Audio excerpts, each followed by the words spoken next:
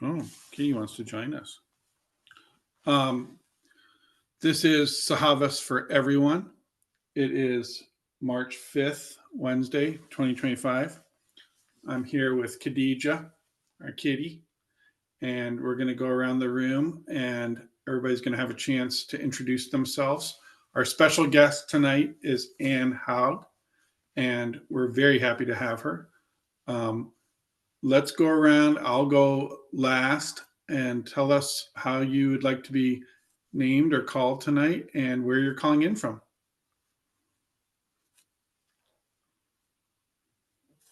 My name is Shar, and I'm from Miami. Thank you.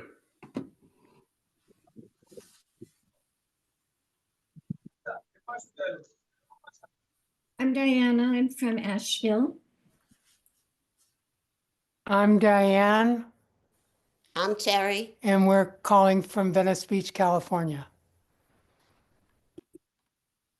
I'm Jerry, and I'm here with my wife, Carol Ann Graham from Austin, Texas.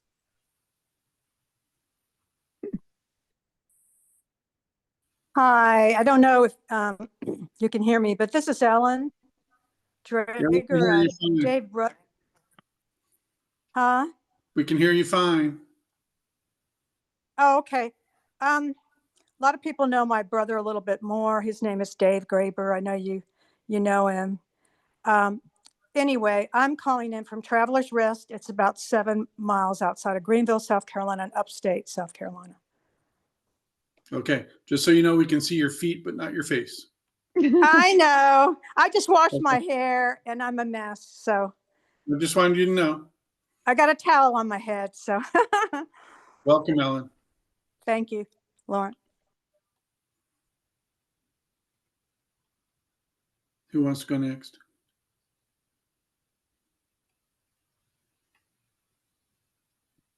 Laurent, can you put the gallery back on so we can see the people that are introducing? Thank you. Yep. We're doing your name and where you're calling in from. If you don't want to say, I'll call on you and you can get drafted into this process. All right, Brian, you're up next. Brian Dragas from San Jose, California. Welcome.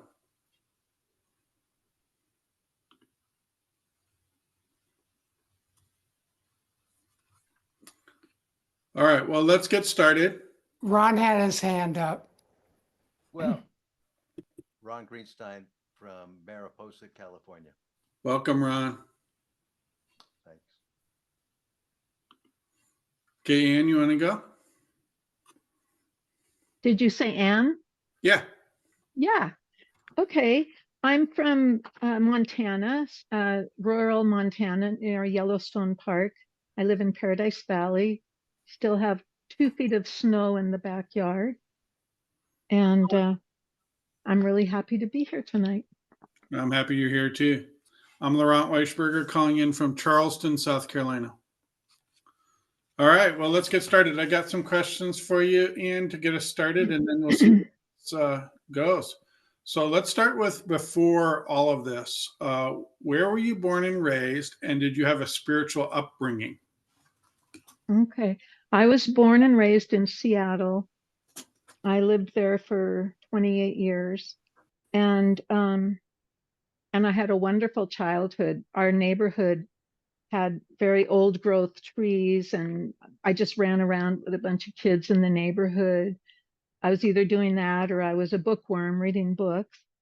And as far as a spiritual upbringing, well, it's a good question. I was raised, we went to the Methodist church. My father had been raised a Christian Scientist, and my mother was raised a Methodist. And so we went to the Methodist church, and the spiritual part of it for me was singing in the choir. We had a fabulous choir director, and I sang in the choir from 1st grade through 12th grade. And that's where I had spiritual experiences.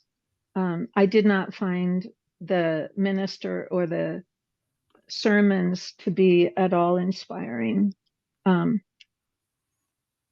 so after I left home, I went to university. I became a hippie in the early 70s and went through a lot of the hippie things. And a lot of it was good, except for the drugs. And what I came to realize because I was spiritually seeking, I realized that God is love. And that was so important as my lodestone that carried me through some of the more turbulent times of my years. And then I spent 20 years in a spiritual community from the age of 28 to 48, something like that. Which Yeah. community? Well, it was a community based on like theosophical type teachings, but the but it was really good for me because they had some good boundaries, you know, no drugs, no alcohol, you were celibate or married, and that really served me in those years. And that's where I met my husband, and we married there and had children, and then we, you know, went on our own way. Mhm. So that's a good segue to Mayor Baba. So when did you learn about yes. Well, so when I was about 48, then I left this community with my husband, which was in Montana, which is how I got to Montana. Mm-hmm. And we loved it here. So we decided to stay here and raise our children here. Okay. So about 3 years later, one of my friends had a Vedic astrology reading and shared it with me. And I was really impressed with it. So I had one, and I had one from my husband and my children too. And it turned out he was a Baba lover. And he didn't really talk about it, but I kept asking him more questions that were based on what he had said, you know, basic spiritual awarenesses from my chart. And so finally he just said, well, you know, everything I know comes from Mayor Baba, and you can just read his discourses. And I thought that was so funny because Mayor Baba really doesn't get into astrology. No. But that was my introduction. And as soon as I got the books in the mail, my husband ordered a couple others because that's how he is. You know, he got God Speaks and The Path of Love as well as discourses. And I was 51 at the time. And as soon as I opened the package and saw Baba's face, he just took me in. And it was just this most beautiful experience. And I was crying, and that was it. It was just as soon as I had that experience holding the discourses and seeing his face. It sounds like it wasn't so much of a cognition or an analysis. No, not at all. Kind of a direct hit to your heart, maybe. Definitely, yeah. Yeah, it was. And I will say that growing up, I did love Jesus, and I thought about Jesus quite a bit. And I would wonder what it would be like to be with him, and just to be around that kind of a person. Yeah. I very much had Jesus in my awareness as I was growing up. And after I came to Baba, and after I went to Myrtle Beach, the center felt so familiar to me. And I had the thought that because I was a child in the 50s and he came there in the 50s, I feel like I must have just had some kind of a connection, like feeling it. Yeah. And when I was growing up, we had a big cabin on a mountain lake with all my aunts and uncles and cousins, and and the center reminded me of that. Just this wonderful natural place where you could just have this pure, innocent fun and camaraderie. Yeah. So it sounds like you kind of slid right into Baba without any resistance. Oh, no, there was no resistance. And I've thought about why did it happen when I was 51 and not sooner? But what I realized is that the only real desire I had in this life was to have a loving family, a loving marriage and family. And it took, I was older when I got married. I had my children when I was in my 40s. And so my feeling is that I had to be established in my family life. And then I was ready to go on. Awesome. Well, then let's segue into Byron Katie. So when did you first learn about and how did you become involved with Byron Katie and the work? Because that's kind of the theme of this meeting. Yeah. Yes. Well, so I always say I had a 7-year honeymoon with Baba from 2001 until 2008. And then in 2008, my daughter, well, both my children were at boarding school, but my daughter was diagnosed with depression and my world bottomed out. I felt completely responsible. I was heartbroken. And I even heard Bob tell me to let her go. And I didn't know how to let her go. She was only 15, I think, at the time. And so the following year, it was in 2009. I mean, it wasn't too many months later after I had this experience with Baba, and I was really looking to him to help me because I became quite depressed because my daughter was depressed. Yeah, naturally. And then a friend of mine had one of Katie's books on her coffee table. It was about joy. I'm trying to think of the title. But anyway, I was very drawn to it. And so I borrowed it and I read it. And then I ordered all of Katie's books and I just read them. Wow. But I did not know how to do self-inquiry. It's very hard to do it on your own. It really helps to have a facilitator to support you in the experience. And so my husband, who is very loving, he's not a Baba lover, but he's one of the most loving people I've ever known, encouraged me to go to one of Katie's seminars. And I was like, no, it's too expensive. We can't afford it. And he was like, this would, anyway, his intuition is very spot on. And he encouraged me. And so I went because I trusted his intuition. And so that was 2009. And I did not go there like planning to go through the certification program, but I just needed the facilitation and the community there. And so I joined the certification program, which was a very intensive online, a well organized study. And so I did that for 2 years. And in the meantime, I would be going down and staffing some of Katie's schools for the work. And that was one of the ways that you learned how to support people. And it allowed Katie to have all, in those days, hundreds of people were coming. She doesn't even do certifications anymore. She's in her 80s now. Right. And so it was just a very organic process whereby I became a certified facilitator.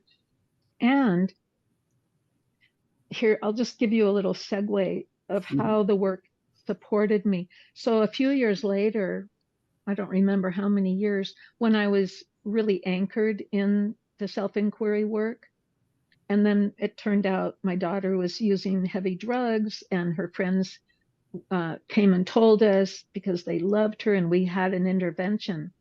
And the woman who led the intervention told me afterwards that she was so surprised and amazed at how calm I was, because what had happened to me over those last few years was that I had withdrawn all my projections from my daughter.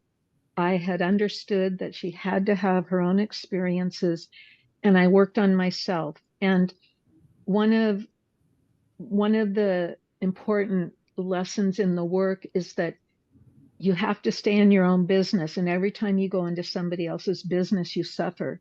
And I have found that to be true.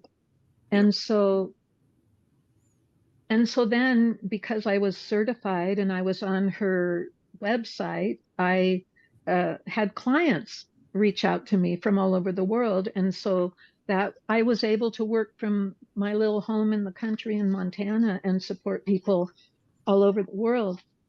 But then I came to a point, where, I mean, some of the people I worked with were very spiritually oriented and some of them were worldly. And I got tired of, having to support that kind of lack of people who weren't spiritually oriented. And I also realized at the time how there were so many things Bob has said in the discourses that really matched the work. And so I got really excited about it, and I started pulling together all of these quotes, and then I went to Myrtle Beach and I shared this at the Circle of Friends, and Robin had videoed it. This was before COVID or anything, and this introduction to the work went viral. I think there was over 3,000 people who watched it, and what I realized was this work is really important. Yeah. And people, can really benefit from it. It's not for everyone, Right. but it really saved me. And I say it was a bridge for me. It was a bridge to Baba because it deepened my connection to him. And I felt like it was a gift from him. Well, and that's a perfect segue to the next question, because I read your statement, and I'm going to read it out so everybody can hear it, because not everybody's seen your statement. We know from Baba that this world is an illusion, a dream, whose purpose is for our awakening. And I continually find self-inquiry to bring me and those I work with closer to Baba, closer to our true self.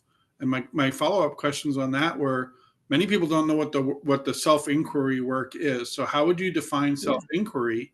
And then I would go further. What's the relationship between self-inquiry with Byron Katie and the true self as explained by Baba? Because I think that's kind of the key. Yes. Okay. So the self-inquiry work of Byron Katie is about identifying what we're thinking and believing that's causing our suffering. So, and it's not always that easy, but when you can identify a stressful thought and then you take it through the inquiry method that Katie developed, which is 4 questions and 3 turnarounds, it brings you to a place where the stressful belief is dissolved, and it takes hard work and tears, and I mean, it's not a small thing. And I'm talking not about big things, these are so subtle. It's things like, you write out these worksheets. He doesn't love me. I want her to appreciate me more. I need them to listen to me. These are things I worked on over my husband and my children. And what happens, for example, I need him to listen to me. You question that thought. Is it true? And you really deeply, what I love about the work is that you access your inner wisdom. So you're the one who has the answers for your life. And when the facilitator holds you in the container and supports you that way, you are free to drop down and really explore. Is that true? I need him to listen to me. And what you find is, well, then there's the second question. Can you absolutely know it's true? And then the third question is, how do you react when you believe that thought? And this is where we go into the emotions and the sensations that you feel. And often an image will arise from early childhood when we first had that thought. Somebody isn't listening to me. I need him to listen to me.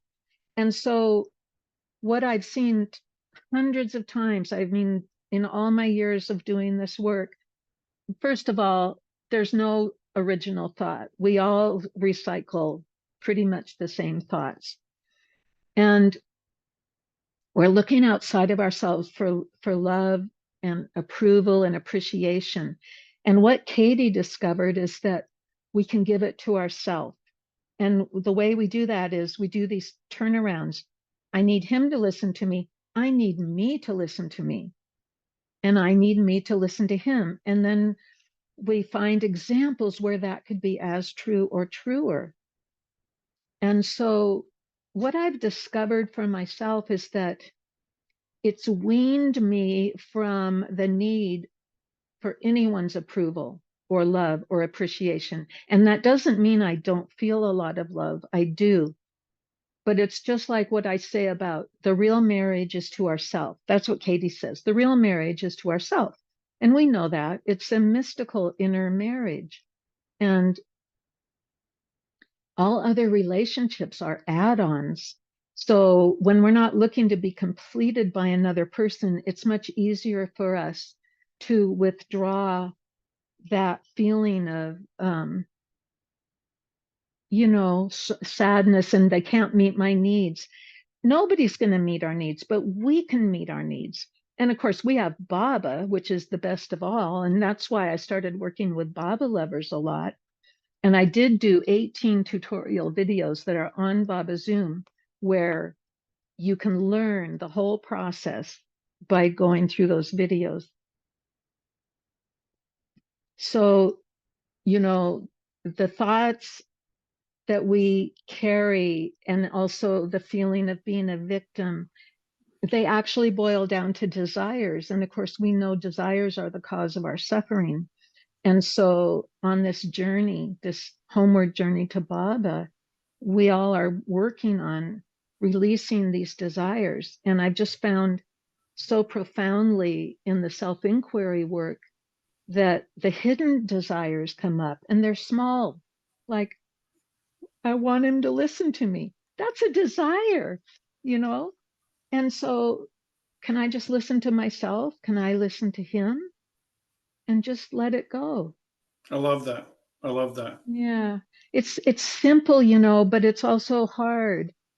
When you actually go in and feel, I very much like to focus on the feelings that we go through, the emotions and the sensations in our body, because what I do is I hold the client in that feeling for a full minute, which can feel like a long time, to just notice where they feel that emotion in their body and what happens when they just witness it and try to not let other thoughts intrude.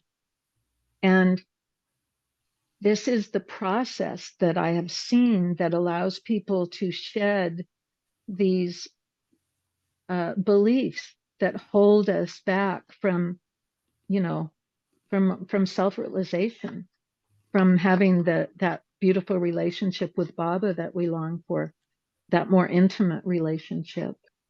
It sounds profound. And I think on some level, it's the way we sort of untangle the samskaras, because we know that with our loved ones, family members, and friends and people in our life, we have karmic ties. And when we stop looking to them to complete us or to give us what they can't give us, I believe that's how we actually can untangle and dissolve samskaras. yeah.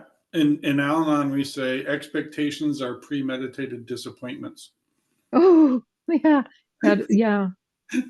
Well, I know people have said there's a lot of similarities between AA and the work. Yeah.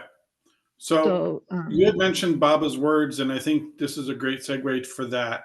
Do you have an example of Baba's words in relation to the work? Because you mentioned you had collected Baba's words and you had done a lot of work trying to synthesize the two ways, because they're obviously different, but there's synergy. Can you share any examples of Baba's words that you feel absolutely really for the work?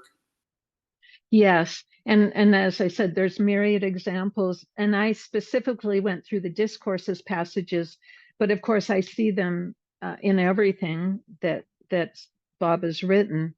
And I'm going to read a quote to you. This is from the discourses, page 237. Baba says, to acquire control over thoughts is to become fully conscious of what they are. They have to be attended to before they are controlled. In ordinary introspection, it is seldom possible for the beginner to devote adequate attention to all the shadowy thoughts that pass through the mind. it is helpful, therefore, for the aspirant occasionally to write down all his thoughts as they come and then to inspect them carefully at leisure. This process is different from writing planned essays. Thoughts are allowed to arise without any direction or restraint, so that even repressed elements from the subconscious mind have access to the conscious mind. Now, this is very much like how we do the work, because you fill out a worksheet. It's called a Judge Your Neighbor worksheet. You know, Katie says we're taught not to judge our neighbor, but the mind is always judging. That's what the mind does. The mind judges. If we can get that judgment down on paper and then go through the self-inquiry with it, that's when we loosen up the hold of that belief. And a belief is a thought that we've thought over and over again, and then it becomes a belief, and it's very strong. And so I love how Baba says we have to attend to these thoughts before they can be controlled. And then he also says it's helpful to write them down, and that's very much what we do in the work. And would you like another example? I would, and then I have you're touching on something very important to me, and so is Baba, which is he said the shadowy thoughts, and I want to move into the Jungian part of that because I know you're bringing Jung into it also. So it's going to get real interesting real fast. Well, here's a quote that Baba talks about the subconscious. This is from page 163, and then I can segue into what I've been studying with Jung, who also it just aligns so beautifully with Baba. So this is Baba's quote. The mind rarely functions harmoniously because it is mostly guided and governed by forces in the subconscious. Few persons take the trouble to attain mastery over these hidden forces that direct the course of mental life. The elimination of conflict is possible only through conscious control over the forces in the subconscious. Right. This control can be permanently attained only through the repeated exercise of true valuation in all the cases of conflict presented to the mind. It's an incredible quote. It's so beautiful. And let me see, there's another one that's right on page 164. Let's see. He's talking about, I'm skipping a little part. That's okay. Well, he says the process of bringing conflict to the surface of consciousness. Yeah. You know, the sign of a real hidden conflict is the sense that the whole of one's heart is not in the thought or action that happens to be dominant at the moment. On such occasions, an attempt should be made to analyze one's mental state through deep introspection, for such analysis brings to light the hidden conflicts concerning the matter. When the conflicts are thus brought to light, it is possible to resolve them through intelligent and firm choices. And I would say the work is deep introspection. Yep. That's what it's a container for deep introspection. I do see a hand up, but I want to ask a couple more questions, then we're going to open it up to the whole floor. I'm going to give you an Anne quote because you said this. Since my retirement a few years ago, I have delved into Jungian studies and most recently psychological types, which inform a deeper understanding of life and illusion. And my question on that was, for those unfamiliar with Jung's work, can you give an example of psychological type and how that relates to a deeper understanding of life? Because I think you're onto something. Yes, and this is a more recent study that I've been doing. And so I'm still in the midst of internalizing it, but I can share with you what I've learned about my own psychological type. And what I find is that if you can identify this type, so there's basically, it's a cross. There's thinking, feeling that are opposites. And then there's sensation, intuition. So those are the psychological types. So I'm and then there's introversion and extroversion. So that makes 8, 4 times 2 is 8. There's 8 different types. And then there's other Jungians like John Beebe who have actually found the shadow types for those 8. So then there's 16, but that gets really into the weeds. So I'm just going to stick to explaining the best I can what I learned about myself that is helping me, because my what they call your main type is your superior function. And so mine is introverted feeling. And the way they describe that is that I feel deeply and I'm more at home in solitude. I like to write poetry and paint. I'd like to garden. And my inferior function, which is the opposite of introverted feeling, is extroverted thinking. Now, that's my inferior function. And Jung says that generally stays undeveloped because it is unconscious. The inferior function, which is at the very bottom of the spine of the cross, stays in the unconscious. And in Jungian psychology, we want to make our unconscious more conscious. In fact, Baba says, when the unconscious becomes fully conscious, God realization occurs. Now, becoming conscious is hard work. And I think Baba has said it's like our conscious part is just the tip of the iceberg. There's so much. 1/7. Yeah, there's so much that is in the unconscious. Yep. But if you carefully and respectfully work with this material, it is very valuable. And I can tell you in my own situation. So being my inferior function, being extroverted thinking, means that I actually have a hard time expressing concrete and logical thoughts, especially with new and difficult material. And I believe that the work has helped me with that. And so, for example, when you asked me if I would come and join you in this Sahavas, I actually had to really collect my thoughts and work at it, because I know that it's really valuable what I'm learning, and I just love to share it, and I've seen how many people benefit from it, but it's also my inferior function, you know. And so you know, Laurent, you just helped me develop my inferior function more. Well, good. And Yeah. also Jung says, usually people, if they're going to do it, do not work on their inferior function until the second half of life. Yeah. And this is what does support our individuation, which for Jung, I would say is what he really is saying is the self with a capital S. That's what he calls the individuation journey. Yeah. So there. Well, I'm very mindful that other people have questions. I have one last question, and I'm also mindful, Anne, that you wanted some freedom to just share. Oh no, I'm fine. I'm fine. I just, yeah. I mean, I think, you know, questions and answers and comments are fine when you're done interviewing me. Okay. Well, I'm going to cut short my list of questions because I know I have a lot, but Vanessa and I were talking about something where it's related to something you said. So you said, my passion is to live and share Baba's love and truth through these accessible modalities to more deeply embrace the path of love. I love that quote from you. And I'm going to ask you this. Vanessa asked me to write about the path of love for a book that we're working on together. I found it very challenging to describe and explain what the path of love is all about. What do you feel is the essential nature of the path of love? Well, I feel that it's personal and very individual for each of us based upon our sanskars.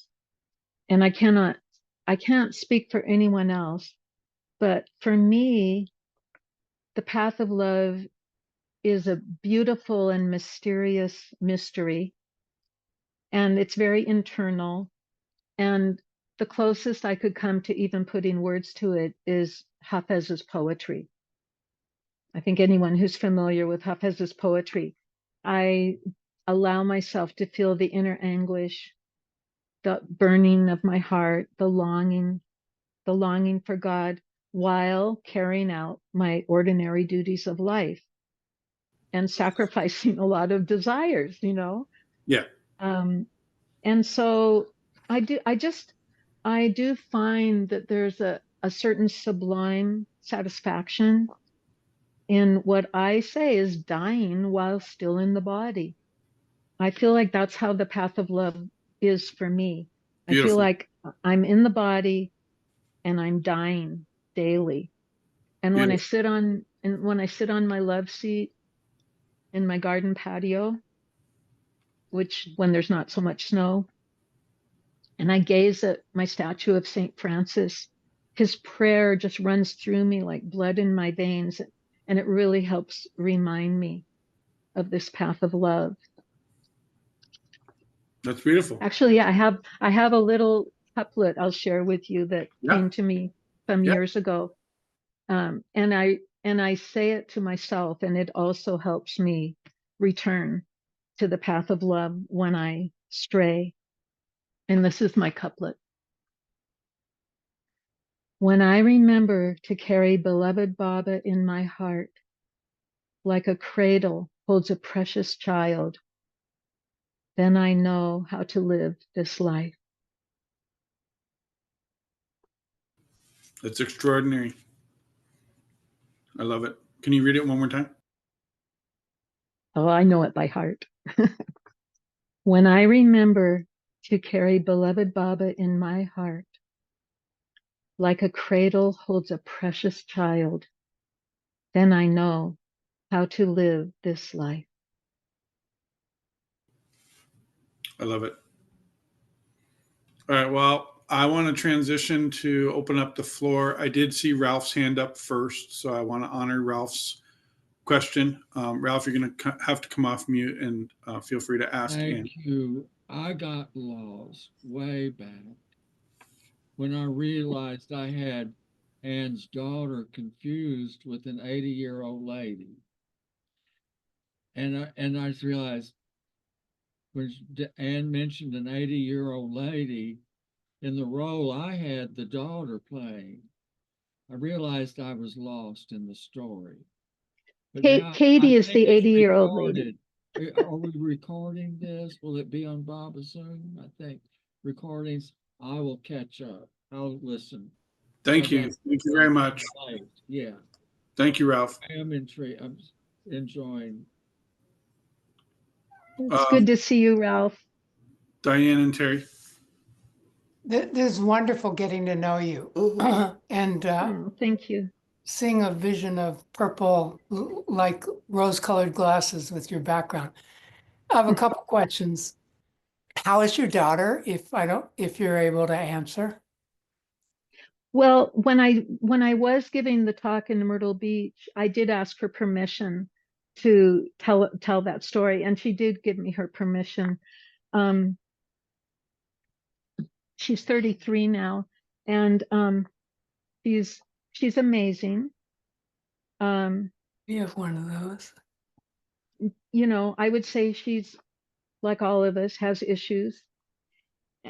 But for me, the most important thing is that I feel at peace with her life. She's with a very stable, beautiful partner. You know, they're engaged, and I love him. He's really wonderful. So I could say a lot of great things. But I also know that family karmas are very complex, and you know, she's never been big on communication. So you know, and the thing that's so amazing is the work really helped me let her go. I heard Baba tell me to let her go. I've only heard Baba tell me two things in my life, but that was one of them. And I even had a prophetic dream about her the first time I went to India when she was only, I think she was 9 years old.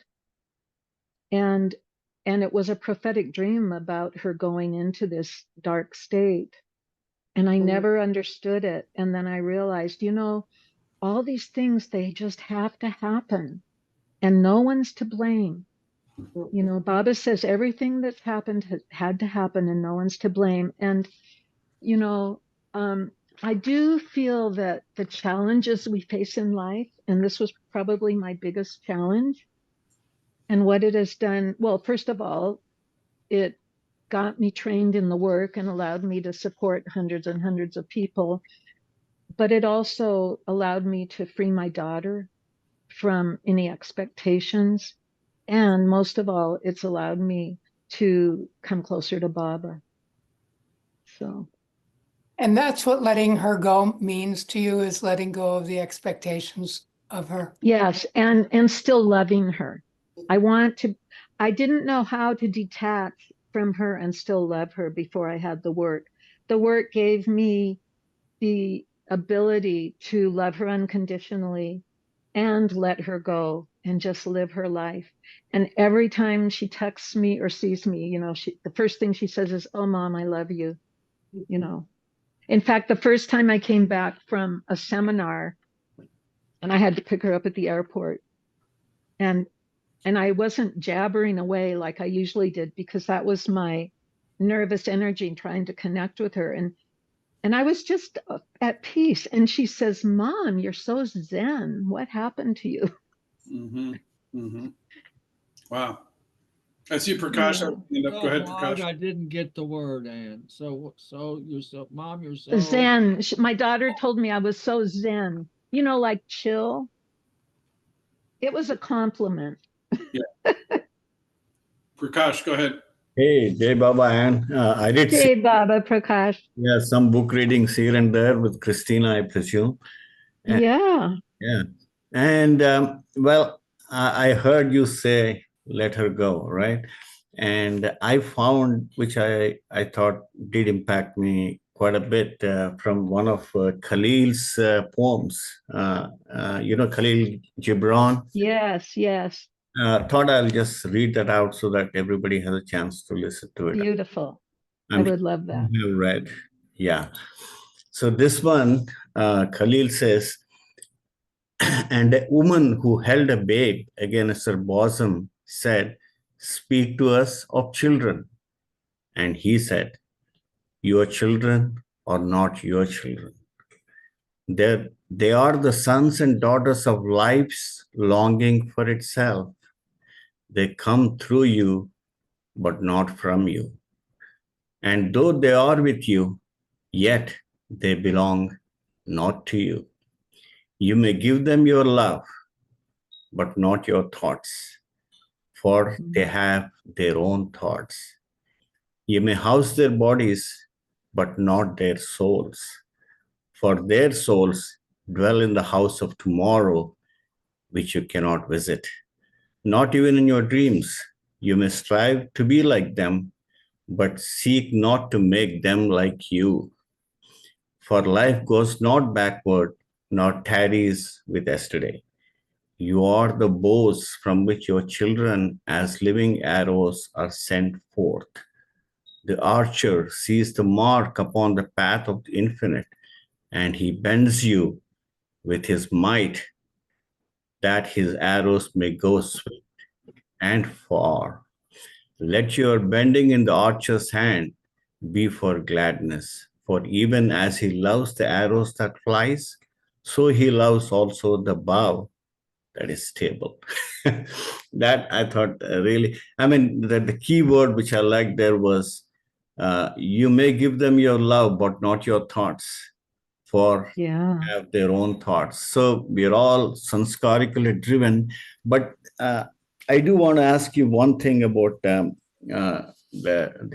depressed state your daughter went through, and this self-inquiry is something you had to go through so you can adjust to whatever is going on, or did you also have to work with her to, you know, get things going and help her? No, not at all.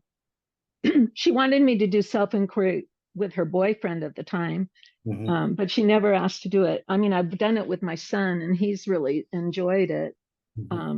But no, it's so amazing. Like, nobody else has to change. If we change our thinking, if we change our world, the whole world changes. You know, Baba says, get the dust off the mirror of your mind. And then you see that everything is exactly as it should be. Yeah. So that's why I had to let her go. You know, Yeah. if she wanted to do it with me, I would have for sure. But everybody has their own timing and their own way. And I respect that more. And, you know, I also realized that there was fear at the core of my sorrow over my daughter, just fear of the unknown, fear of that I did it wrong, you know, fear, you know, it's just like such a primal fear. Yeah. And I think the work has supported me to be more courageous. And I know that that's what Baba wants. And it's all, I guess I love that it makes you, it's so self-empowering, you know, to have this psychological work. And Baba did say in the discourses that in the future, there would be, I mean, he called them saviors of humanity, who would give some inspiration through psychology that would help people. And I truly believe that this modality of Byron Katie's is one of those things that is an incredible support to us who are on our spiritual path. Lovely. Awesome. Thank you. Thank you. I do see Shaw has a hand up. Thanks, Anne. Thank you. Shaw, I think it's your turn. You got to come off mute though. Hold on. All right, now you can hear me. In a way, I want to give up my term because I think there's more for Anne to say on the last thing that was read. So wonderful. But just since I'm here, I will say this one thing I wrote. From what you say, it sounds like you're talking, taking things more into the energetics of the subtle body. And ideally, the more subtle realm, which allows one to go into a level of being, connection, of awareness, from where we see through other than through the mind, which is full of impressions. And then I had one other thing to say, which was when Mara gave me some of Baba's hair, it was in the shape of the Madonna holding the baby. So it was very much like your prayer, Anne. And the other thing I had to say was, you know, which you really already said, you were your daughter's mother because you could handle the intenseness of her past life. It was definitely the work of a lifetime. Yeah. My wife, my ex-wife has been going through something really tough with her kids. And, you know, she put so much energy into them. And now they're just like ignoring her. And it's just the hardest thing because she feels like she gave up so much so that she would have family because she didn't really have that much family.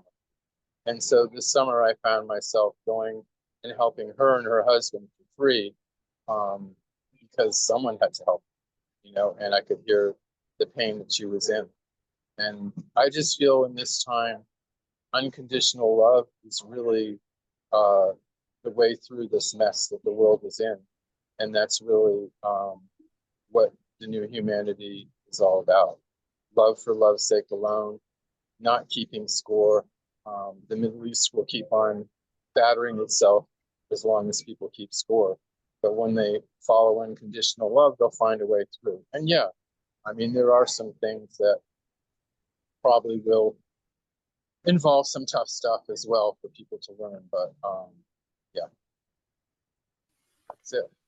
Thank you, Shaw. Love is the key. Love is the key to everything. And I said that in the beginning for me. I knew that God is love, and that was what really propelled me through my life. Just knowing that, I had that conviction. And it's been, and then of course I get this personal form of love in Baba. You know, I love the personality of God. The impersonal God is amazing, but it's much easier to love the personal God. And he's very much alive. All right, floor is open. Anybody have questions for Anne? Thank you, Shaw.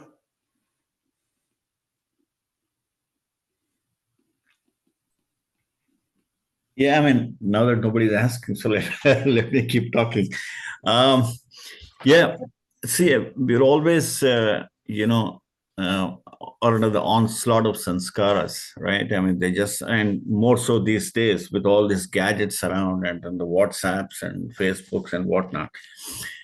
So, do you in your mind have any way that we can handle these things? I mean, because the current society is so much under the grip of these. I don't want to say they're crazy because they are there and there is a reason for them being there, but sometimes they can be a little too much to handle, to let things go and be at peace. So, so I was wondering if you have thought of something, or Byron, Katie, yeah, said something to handle these. Thank you for the question, Prakash. And then I think Evie next.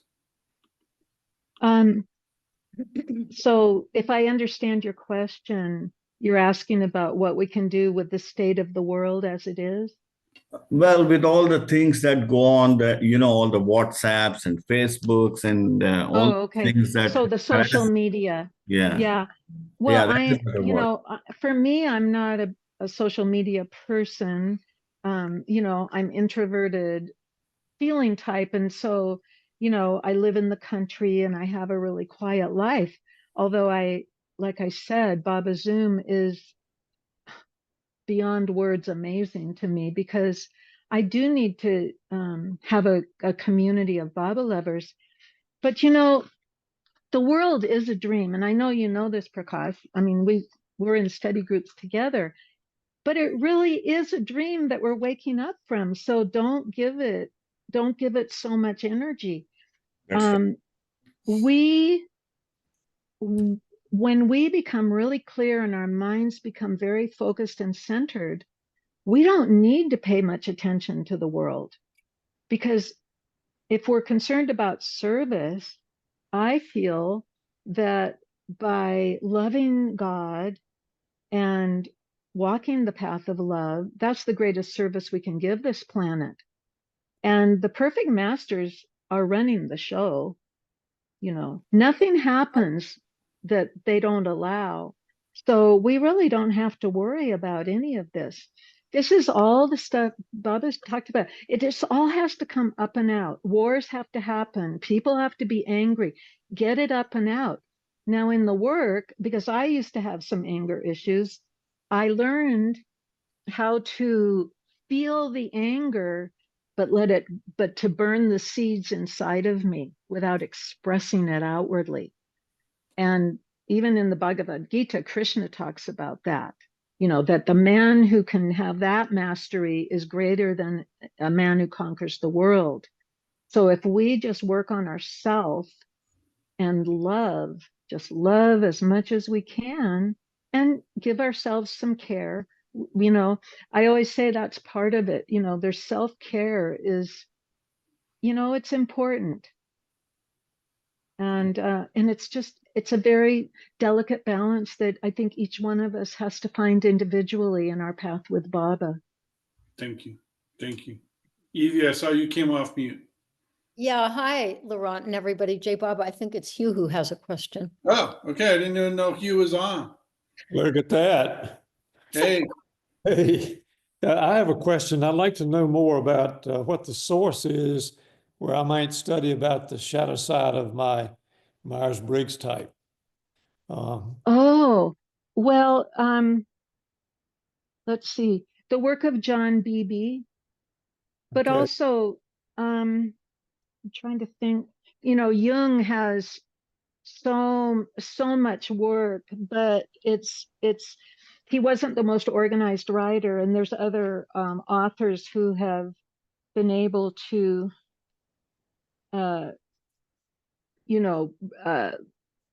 clarify it. I'm trying to think. John Beebe is really good, and there's a few others. I think Daryl Sharp. But if you just search on psychological types, I think you'll be able to find a lot online. Okay. Thanks for the question, Hugh. That's awesome. I would also share that there are 3 times that Meher Baba, at least recorded 3, where Meher Baba mentioned Ramana Maharshi, whom I came across 26 years ago, I guess. And he was extremely helpful for me with the question, who's showing up here? Yes. As a method of self-inquiry. So, is it the little boy? Is it the angry person? Is it and that really helped me develop an internal self-reflection process. Yes. Well, Ramana Maharshi was, known for self-inquiry. Who am I? And you probably know this, but it's in Lord Meher. Baba, when Ramana Maharshi passed, Baba took him from the 6th to the 7th plane, as he also did for Sri Aurobindo. Yeah. Thank you for sharing that. Can I share a quick Ramana Maharshi quote for everybody? Of course. They asked Ramana Maharshi, Master, how shall we treat others? And he said, there are no others. Exactly. Oh, and Laurent, you know what that reminds me of? What? Well, it was the question you didn't ask me, but I think it's worth bringing it up here. Laurent sent me some questions, and he said he had seen a meme on Instagram from Byron Katie, a quote that said, "My enemy is who I believe them to be. So is my enemy dreamed or real?" And Laurent wanted to know if that was an accurate quote and what I thought about it. And what I can tell you is I spent a lot of time with Katie for several years when I was going through my certification. And she does experience this life as a dream. And, she said she hasn't had a stressful thought since 1986. So she's coming from a place of oneness. So yes, it's true that the enemy is dreamed. It's not real, because the only reality is love. And this is why I find the Jungian work so useful, because our shadow, we project our shadow onto others. So whatever we get triggered by out there, we can withdraw that projection and work on it internally.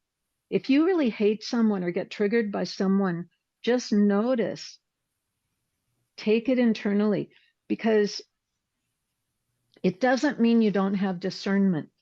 It's like Byron Katie would say, if you don't love Hitler, your work's not done. That doesn't mean that you condone his behavior, okay? You can have discrimination and discernment, but if you show up with hatred or anger and all of that, then that's your work. That's our work. Thank you. Awesome. I saw Ellen's hand first, and then Carol Ann and Jerry are next.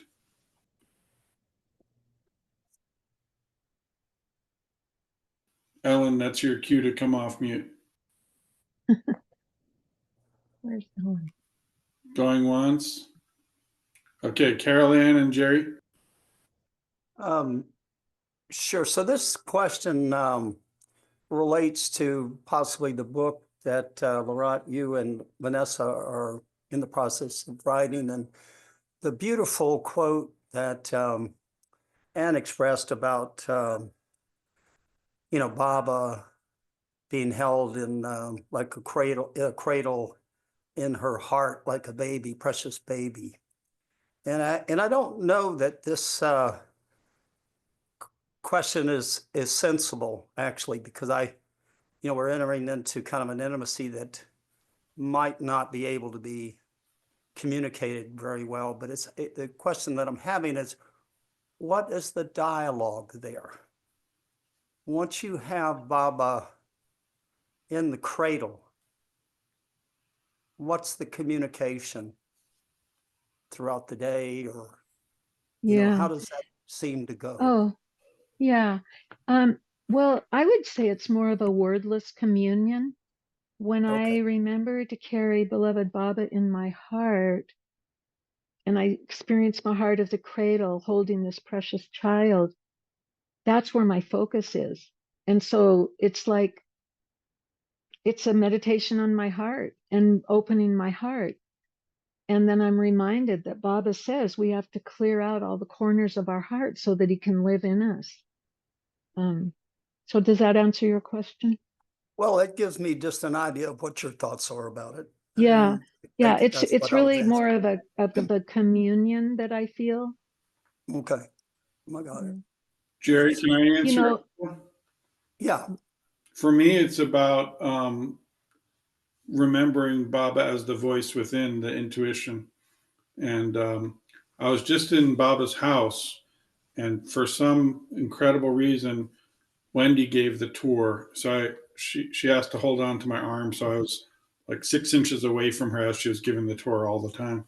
And at one point, she just turned to me out of the blue. It wasn't even in relation to anything going on in the tour. And she just looked at me and she said, you know, Baba, and she made this gesture where she pulled up her clothes with both hands. She said, Baba said, I'm not this body. Look within.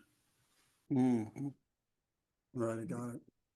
I guess what I'm realizing, or, you know, I'm reading Pukar's diaries, and the thing that blows my mind is Baba had this regular routine during a certain period of his life, and he was showing up at the mandali at a certain time in the morning, and he was working with, Kai Kubad for 30 minutes, and then he'd go back to the mandali, and they'd do various things throughout the day, and then every now and then there'd be these golden jewels.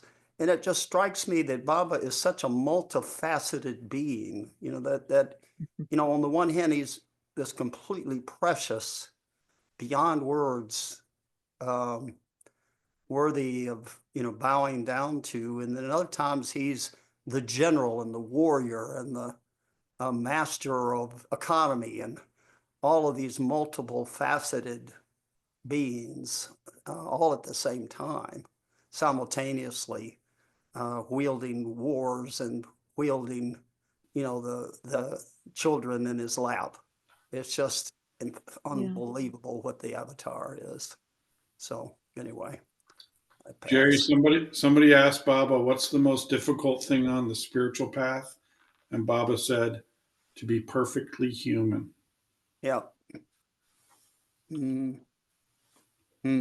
Well, when I look at the psychological types model, with the cross, and I think about Baba, and he's everything. He's, for us, whatever our inferior function in is the one we're working on because we haven't realized God. But he's like the perfect man. And that's something that only he can do. For sure. I do have one other thought, Laurent, that I'd like to share that I think is useful. Yeah, can I say one thing before you say that? And at the end, you have the opportunity to share anything and everything, knowing that in the future, people are going to be watching this who aren't with us today, and you have the open floor. You can say anything you want.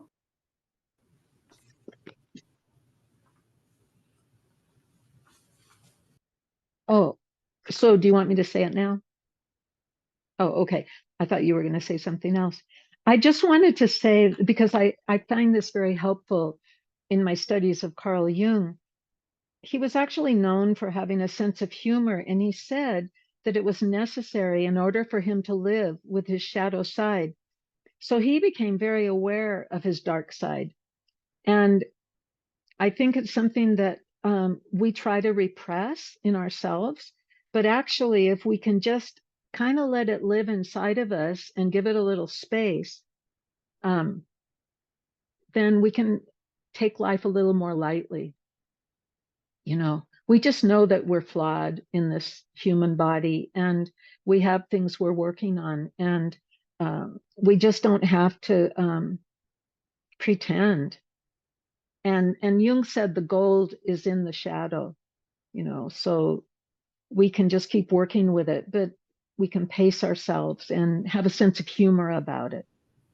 Gold, G-O-L-D, not gold, G-O-A-L. Gold, the shadow. The gold is in the shadow, and we can mine the gold. I mean, that's because in order to become more conscious, we have to bring up our unconscious, which is in the shadow.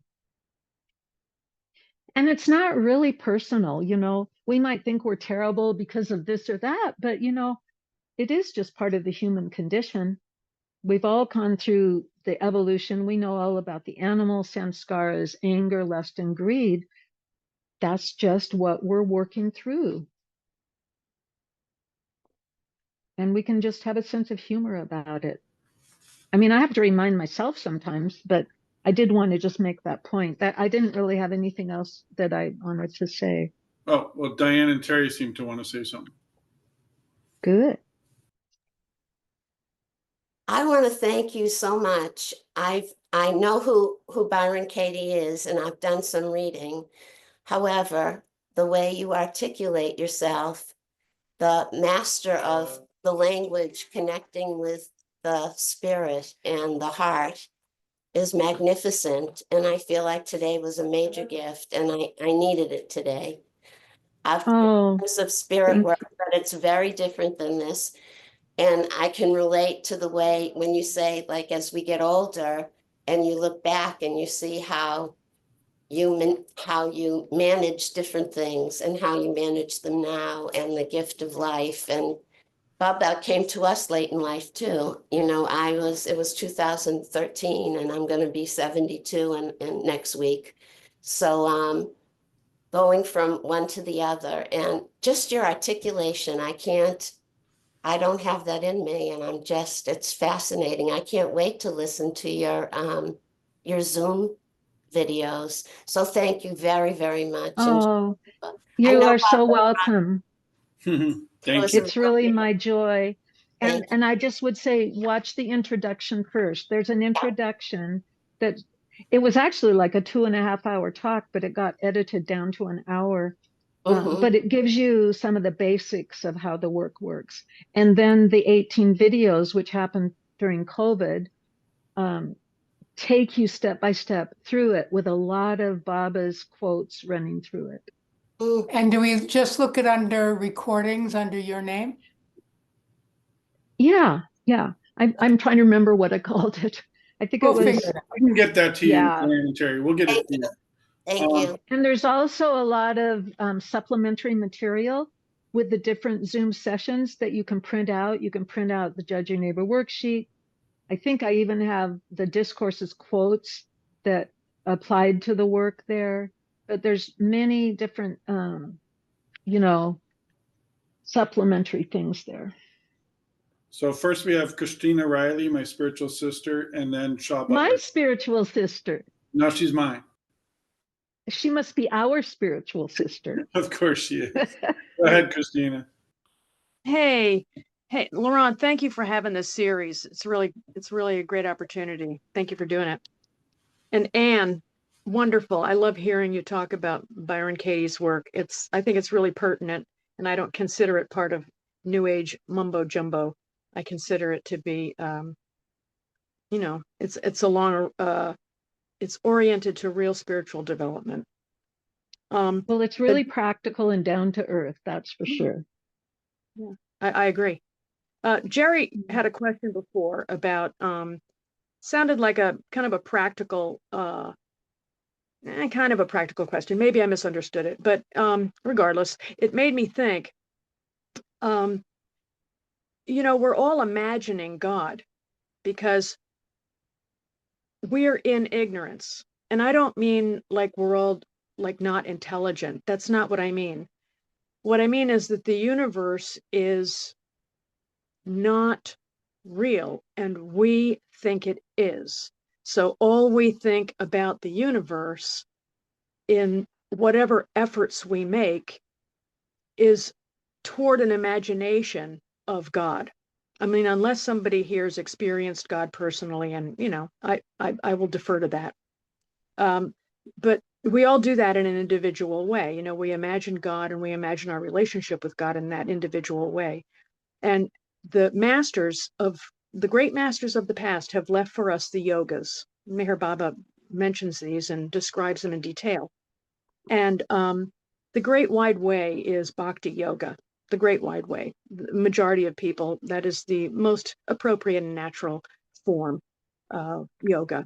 And that yoga externalizes God such that one's entire focus of love is on the beloved. So in daily life, let's say your child dies. I mean, that's a horrific thing. To say that is God's will. God wants only good for me. Thank you, God. I mean, that makes loving God like the most terrible storm you've ever been in. And it's so, I don't know if it's a journey to contentment. I think loving God and bhakti it's a huge challenge, but I don't know, that's what I would say is in daily life, that's what I see rather, is that is how most people are most naturally oriented, is to focus on their love for God and having it push aside all other things. And what has to be sacrificed is unbelievable. So I don't know, maybe I didn't understand what Jerry was saying, but that's what stimulated me to say. Thank you, And Christina. Thank you for the comment. Christine, I have a quote that I think you would appreciate. This is from Baba. He said, "This whole creation is the result of imagination, the outcome of the mind. It is the mind which binds you, and it is the mind which is also the means of your freedom." And I've been in Christina's study group, well, several study groups, and I just want to honor the other paths of yoga, jnana yoga, because some of us have minds that really need to latch on to studying Baba's words. And I mean, I'm a bhakti, but with Christina's help, I've been navigating my way through infinite intelligence. And I just love this quote from Baba, because he says the mind is also the means of our freedom. It's what binds us, but it's also the means of our freedom. And we learn through infinite intelligence to go through that journey of false thinking, creating, realizing the universe, which is false, until we ultimately find real thinking and realize ourself. And then we go beyond thought. And I just want to, say thank you to Christina, since she's here, for the wonderful navigation that you give to so many of us with those difficult books. Thank you, Christina.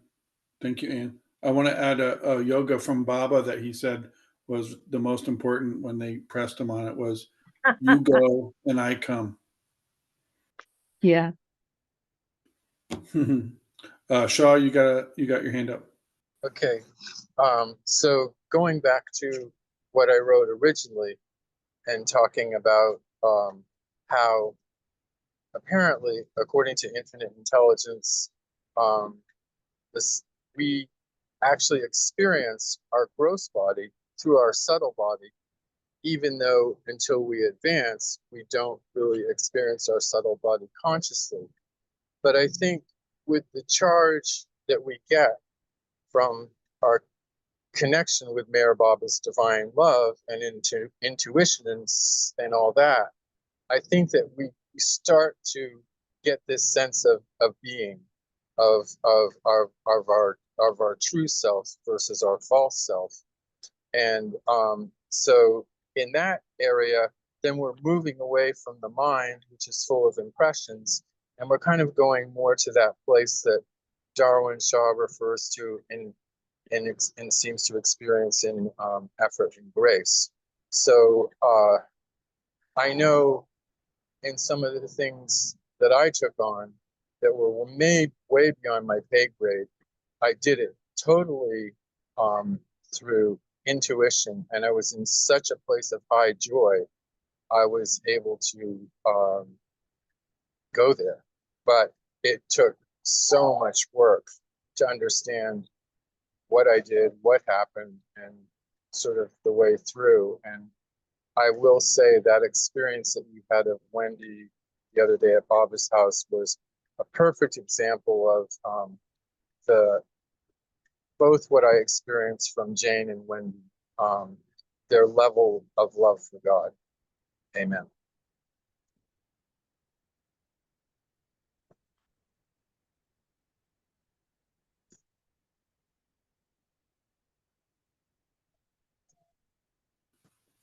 Thank you, Shaw. Thank you. I see some people are starting to drop off. So what I'm going to do now is I'm going to stop the recording, which I always do at the end. So let's just wrap the recording up. Avatar Mir Baba Ki Jai. Ki Jai. Avatar Mir Avatar Baba Meher Baba Ki Jai. Avatar Mir Avatar Baba Meher Ki Baba Jai. Ki Jai.